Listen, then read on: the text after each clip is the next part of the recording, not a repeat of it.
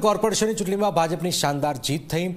ભવ્ય જીત બાદ પદાધિકારીઓને લઈને ચર્ચાઓ તેજ છે। મેયર સ્ટેન્ડિંગ કમિટી ચેરમેનના નામોની ચર્ચાઓ છે। મેયરની દોડમાં કાળિયાબીડ વોર્ડના ઉમેદવારનું નામ સૌથી મોખરે છે। મેયરની દોડમાં કાળિયાબીડ વોર્ડના ઉમેદવારનું નામ પણ મોખરે છે।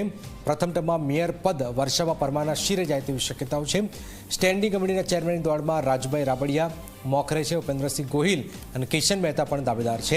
પાલિકામાં કોંગ્રેસ અહીંયા 8 સીટ મળી છે। 10%થી વધુ સીટ હોવાથી વિરોધ પક્ષનો દરજ્જો મળવાપાત્ર બને છે। વિરોધ પક્ષનો દરજ્જો ભરત બુધેલિયાના શિરે જઈ શકે છે। જયદીપસિંહ ગોહિલ કે કિશન મરના શિરે પણ અહીંયા જઈ શકે છે। ભાવનગર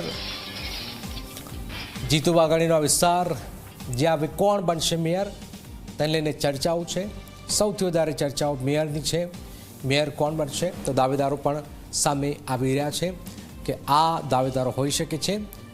વિપક્ષ કોંગ્રેસને 8 સીટ મળી છે। નવનીત વર્ષે નવનીત કોણ બની શકે છે ભાવનગરમાં મેયર?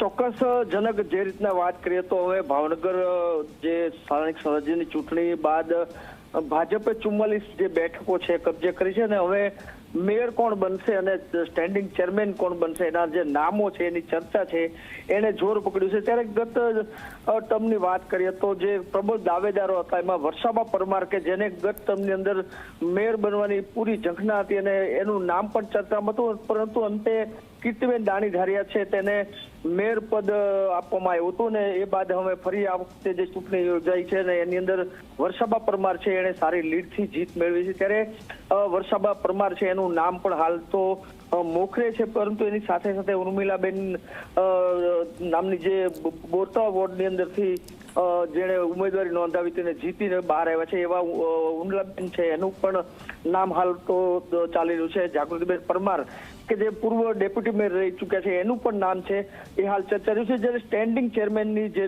દોડ છે એની અંદર પૂર્વ સ્ટેન્ડિંગ ચેરમેન જે રાજુ રાબડિયા છે, ઉપેન્દ્રસિંહ ચુડાસમા છે અને ભાવિક મણિયાર નામના જે નામો છે એ હાલ ચર્ચામાં છે। પરંતુ ખાસ તો જે રીતના સંગઠન દ્વારા જે નામો નક્કી કરવામાં આવતા હોય છે ત્યારે આગામી દિવસોની અંદર કોણ હવે ભાવનગરના મેયર બનશે એ જોવું રહ્યું। બિલકુલ બિલકુલ આભાર। તો ભાવનગરમાં કોણ મેયર બનશે એ આવનારા સમયમાં ખબર પડી જશે।